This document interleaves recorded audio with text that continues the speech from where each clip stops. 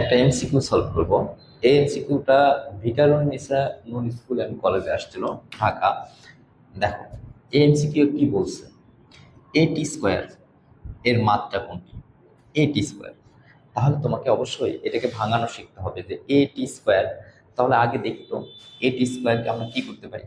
দেখো, এ টি স্কোয়ার, এ বলতে কি বলতো, এ হচ্ছে ত্বরণ।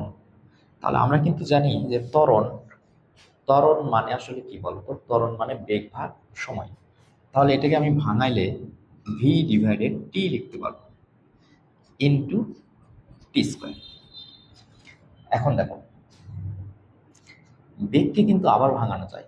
বেগকে যদি আমরা ভাঙাই তাহলে বেগ ভাঙালে কি পাবো, স্মরণ ভাগ সময়। তাহলে উপরে আমরা এস ডিভাইডেড আরেকটা সময় নিচে আসলে তাহলে কি হবে, টি স্কোয়ার ইন্টু টি স্কোয়ার। এখন দেখো তো, এইটা এবং এটা কিন্তু কেটে যায়, তাহলে শুধু থাকে এস। এসটা কি আসলে, এস হচ্ছে স্মরণ। তাহলে স্মরণের মাত্রা কিন্তু আমরা সবাই জানি যে স্মরণের মাত্রা হচ্ছে এল। তাহলে স্মরণের মাত্রা এল। আচ্ছা, এখন আমাদের অপশনে যদি এল থাকে সেটা অ্যান্সার হবে।